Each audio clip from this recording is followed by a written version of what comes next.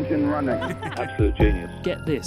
Welcome. This is the show where we bring you Science. What that essentially means is discoveries, Advances. questions, Research. technology. Unbelievable. Without further ado, This is The Naked Scientists. Hello and welcome to The Naked Scientists, the show where we bring you the biggest breakthroughs and talk to the major movers and shakers in the worlds of science, technology and medicine with me, James Titko. Today we're looking into multiple sclerosis, following the progression of the condition from relapses to neurodegeneration, asking can we halt the disease in its tracks? From Cambridge University's Institute of Continuing Education, this is The Naked Scientists.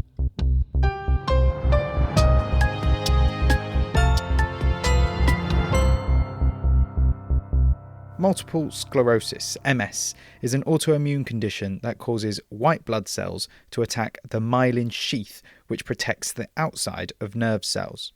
This means that the messages which these neurons are trying to communicate across the central nervous system are disrupted, leading to all sorts of symptoms, from numbness and tingling in the body to difficulty walking, fatigue, vision problems, and cognitive issues. MS onset often occurs in the young, and it's the most common cause of disability in people aged 20 to 40. There is sadly no cure.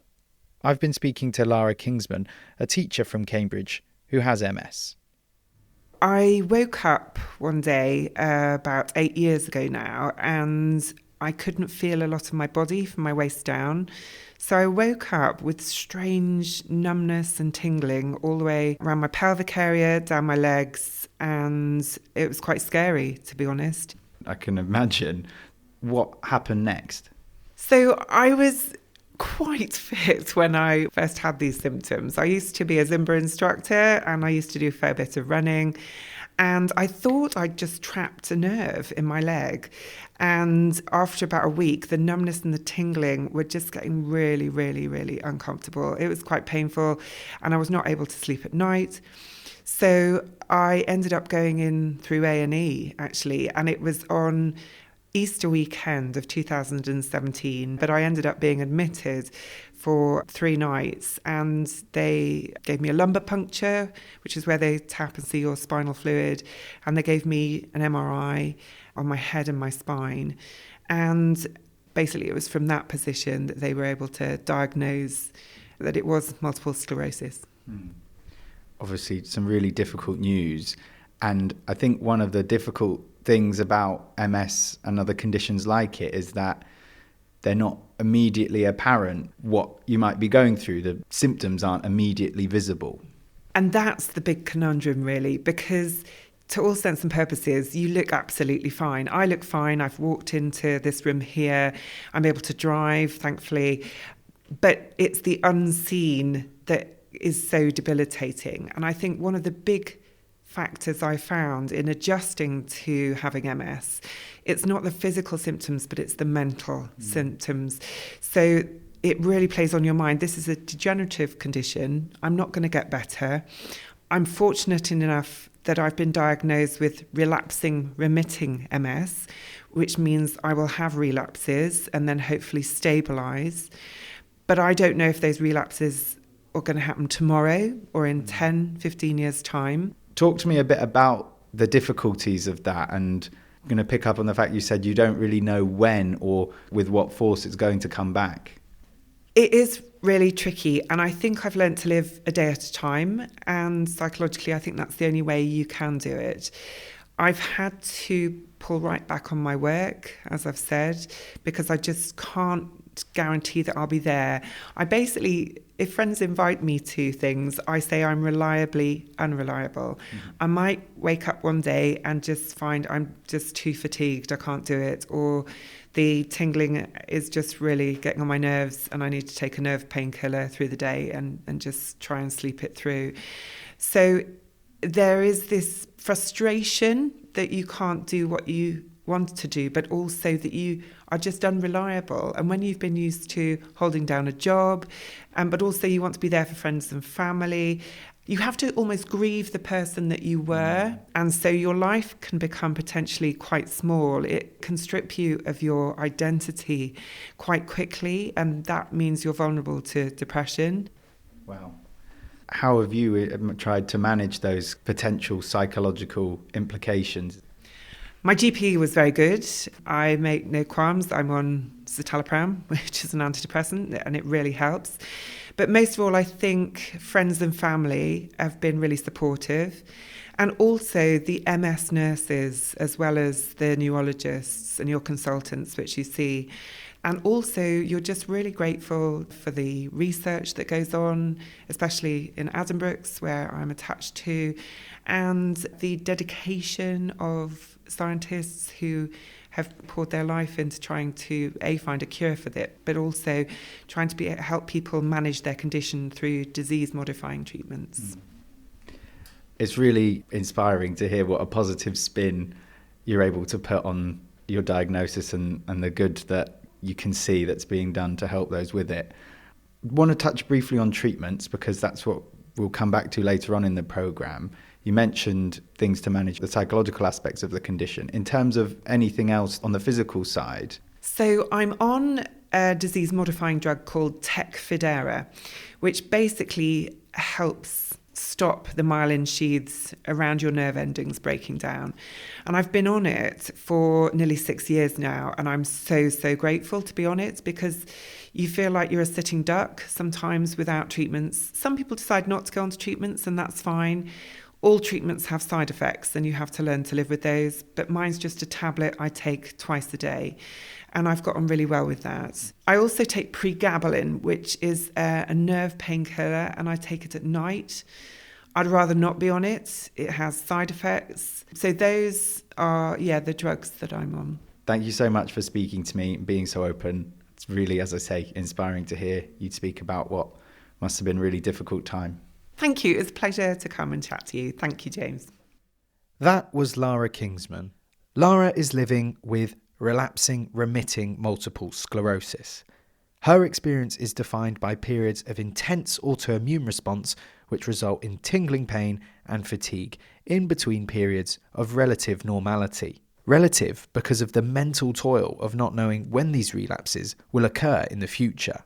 But everyone experiences MS differently, for reasons which are hard to pin down. Why is it that the lower half of Lara's body is affected, for example, rather than the blurry vision experienced by others? Why would the immune system target different parts of different people's brains? What's more, while some people see a resolution of their symptoms after just one flare-up, more often people develop an accumulation of disability after many relapses in what's known as progressive MS. The mechanisms which underpin these differing pathologies are the subject of extensive investigation.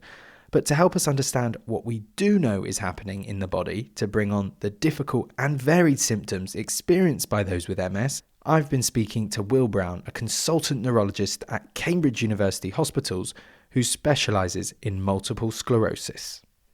So multiple sclerosis is the most common cause of disability in the young. And in the UK, there's more than 150,000 people with MS. And for reasons we don't fully understand, females are affected 3 times more commonly than males. At its heart, MS is an autoimmune disease, and what that means is that the immune system is misbehaving. It's attacking normal body tissues, and in this case, those are tissues in the brain, the spinal cord, and a nerve that goes from the brain to the eye called the optic nerve. And particularly, it's impacting the myelin sheath. Yeah, and this is really interesting. So we think that there's kind of 2 broad categories of things that can predispose to MS. So one of those is genes, and the second one is environmental factors. And we can come on to this, but there's been recent work showing that one of the biggest environmental triggers is Epstein-Barr virus. And actually this looks almost identical to one of the proteins that sits on myelin. And so increasingly we're confident that this is an autoimmune disease. The immune system is making a mistake. It's trying to attack myelin, thinking that it's Epstein-Barr virus, and it's our job to try and get that back in check. Now, Epstein-Barr virus is something that the majority of the population will get infected with over the course of their life. This is the virus that can cause glandular fever, I think I'm right in saying. So what is it that causes the people who go on to develop MS to experience the condition that they do? You're exactly right. So over our lifetimes, more than 90% of us will be infected with Epstein-Barr virus. By the age of 10, that's more than half of us. And what we don't understand is why some people go on and develop MS. It seems that some of that risk is due to genetic factors, but again, those are not completely understood. I'm really interested to go into a bit more detail, zoom in a bit more on the immune response and what's actually happening on a neuron-to-neuron context. So talk to me through the immune cells involved and how they come to be interacting in the brain in the first place. So in health, we know that there are naughty immune cells, autoreactive cells, and they are normally cleared up in the thymus. Some of them will escape into the periphery, but they again will be mopped up. But people with MS, these mechanisms, they seem to fail. In particular, there seems to be reduced levels of T regulatory cells, and there's also some of the effector cells, T cells and B cells, seem to be less responsive to these mechanisms. And this means that these cells can then trigger T cells and B cells to cross the blood-brain barrier, enter the brain, spinal cord and optic nerves, and then lead to the attacks that we see that cause relapses. When these naughty T cells, as you describe them, cross the blood-brain barrier, what's the focus of the disease? What's the damage done? This autoimmunity, this wave of inflammation, as the inflammation happens, it leaks out from the blood vessels into the surrounding brain. And we can see that on a brain scan. We can see these new areas, which we call lesions, in the deep tissue called the white matter. And as the inflammation leaks out, it causes the insulation that surrounds the nerves to come off. And hence we call it a demyelinating condition, because that protein's called myelin. And that means the nerves don't function so well, and as a result, people experience symptoms. That may be weakness or numbness, imbalance problems, and problems with their eyes, for example. But over time, the inflammation will improve and the myelin will go back on. The body can repair itself, and that leads to an improvement in symptoms. And so after that episode, which we term a relapse, there's a period of relative stability. And during that time, there'll be no new symptoms until the next wave happens. Is treating MS just a case of treating the inflammation and the flare-ups as they occur and relapsing, remitting manifestations of the disease? So sadly not. Increasingly, we're realizing that inflammation is the biggest component at the beginning of the disease, but we're also realizing that other processes are happening right from the beginning. These are processes that lead to nerve death, and these ultimately lead to the most disability. For relapses, symptomatic periods of the disease, how effective are the treatments? So I'm a little biased, but I'd argue that multiple sclerosis is one of the most exciting areas for therapeutics. And that's because it's one of the few areas of neurology where we have truly disease-modifying treatments. So since the late 90s, more than 20 treatments have been licensed, which can really effectively reduce relapses and the disability that comes with them. I classify these into low, moderate, and high efficacy, all on the basis of the impact on relapses. So low efficacy treatments, which were the earliest ones that came about, reduce relapses by about a third, and similarly, they have a reduction in disability that comes with each relapse. More recently, tablets have been licensed. These reduce relapses by about half. And finally, the high efficacy treatments reduce relapses by about 80 to 85%, and with a correspondingly greater effect on disability. But it's not that simple. With increasing efficacy, usually comes increasing risk and also the monitoring requirements. So the decision is not simply a case of what's the strongest treatment we can give someone. It has to be a joint decision made with the patient to figure out what is the right treatment for them, what treatment do they need in terms of efficacy, but also choosing based on their safety profiles, their family plans, and also monitoring. Hugely promising strides. Many thanks to Will Brown, consultant neurologist at Addenbrooke's Hospital in Cambridge.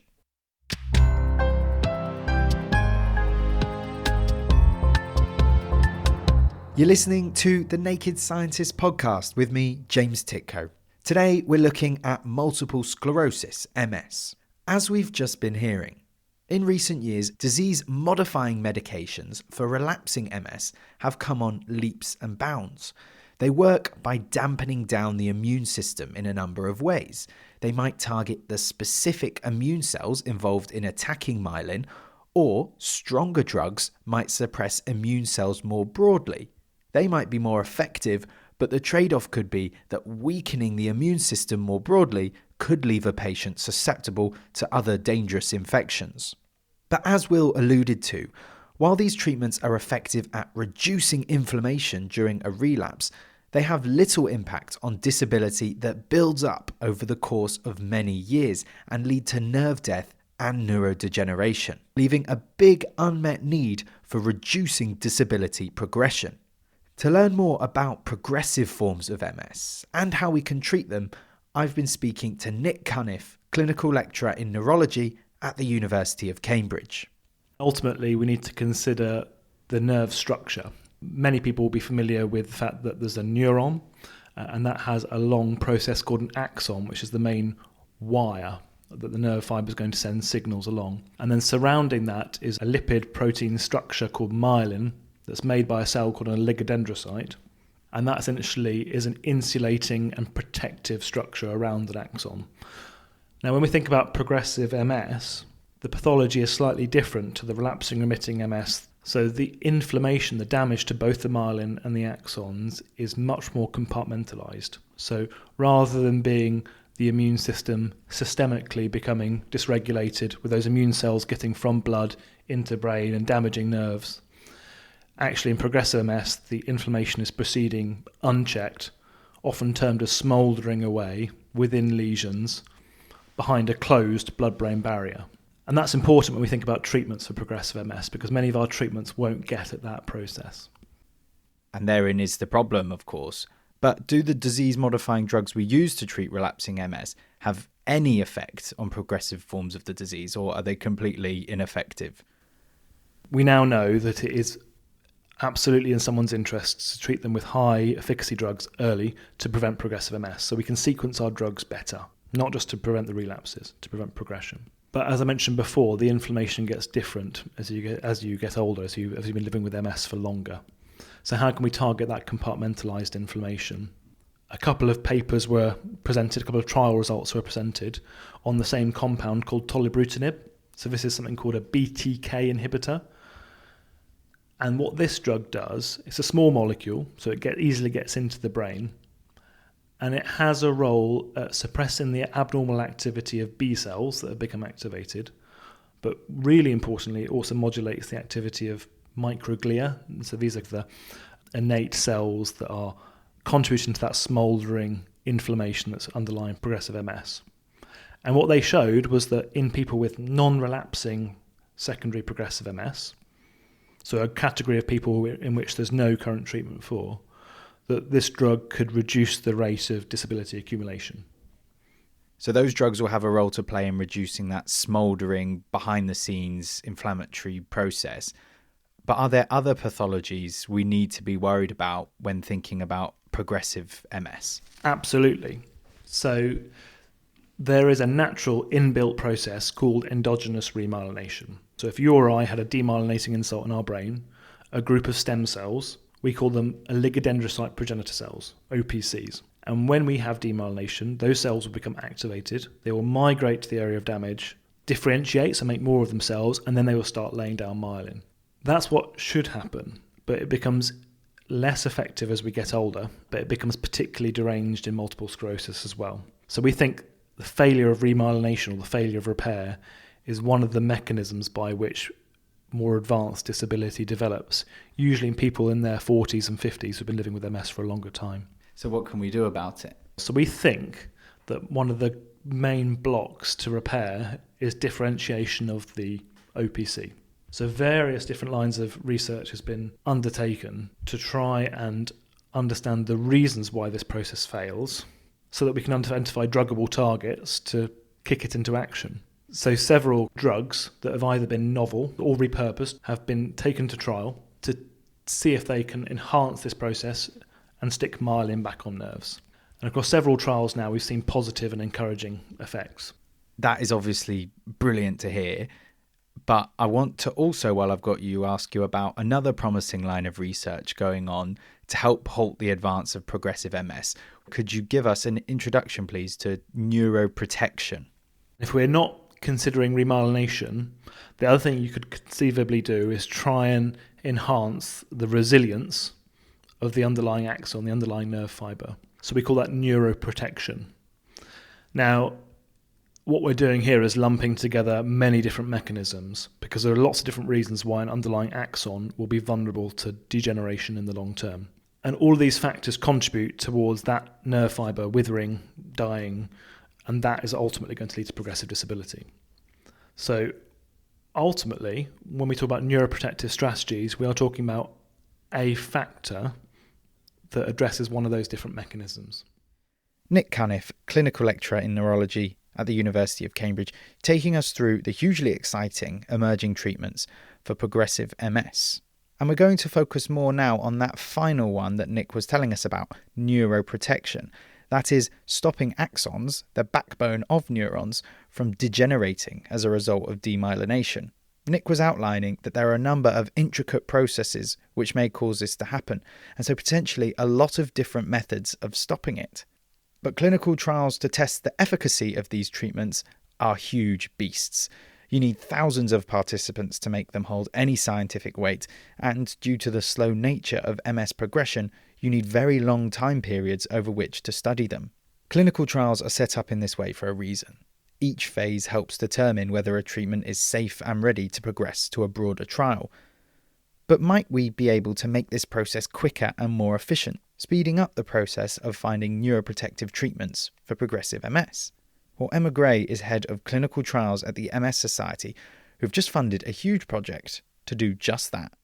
We're hugely inspired by the oncology field, especially prostate cancer, a trial called Stampede. So we got some of the statisticians from that trial and said, look, can you come and help us?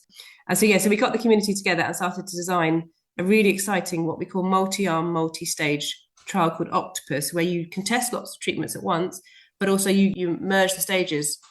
Using multiple drugs at once. How is that made possible given the rigours of clinical trials usually and the safety with which they have to be conducted? Yeah, it's a really good question. I mean, the short answer is you need very clever statisticians. So what you do, you'd have one placebo group or dummy drug, whatever you want to call it, control arm, against, instead of just having one, you can add in, say, 2 or 3 arms with active treatment in them.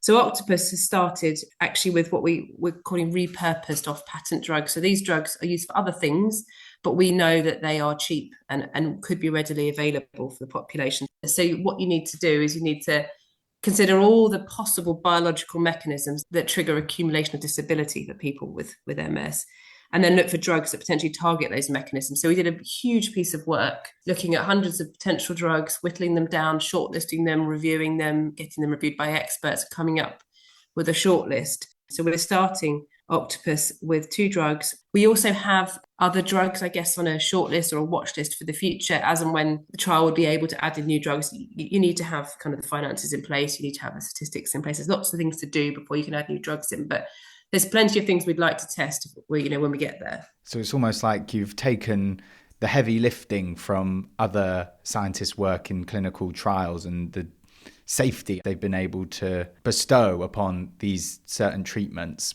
I mean, obviously, the development of novel treatments is really, really important.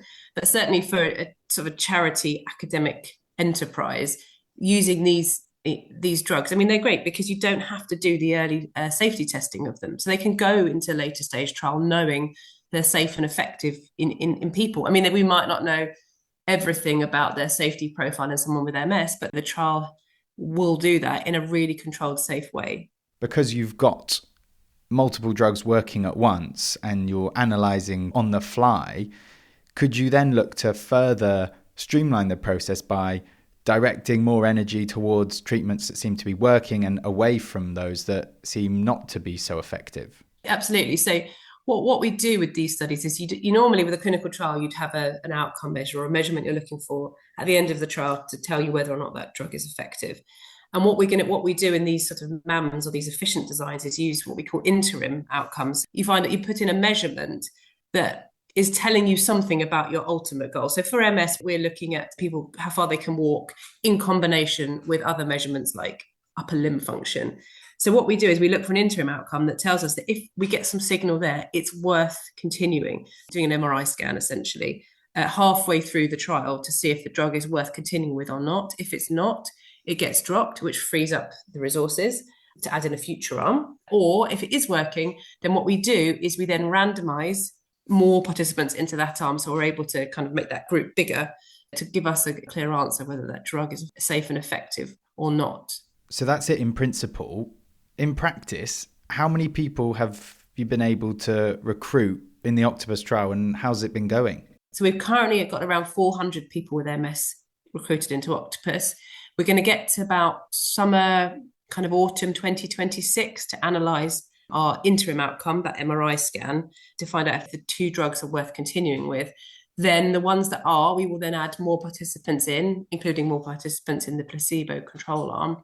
And then I think we should get to 28, 29 before we have a definitive answer.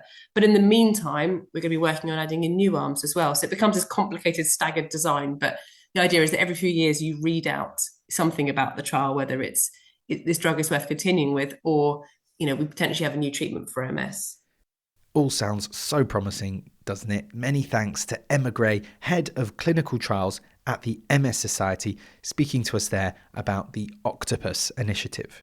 Let's hope that the success we've had in the past 10 years in improving the outlook for those with relapsing, remitting multiple sclerosis will be replicated in the next 10 years for those with progressive disease. That brings you up to date in the fight against MS. Thanks to all our guests and to you for listening. Join us next time when we'll be reflecting on the burgeoning biological field of mirror life. Synthetically producing mirror images of living cells promises to solve many problems in bioengineering and medicine.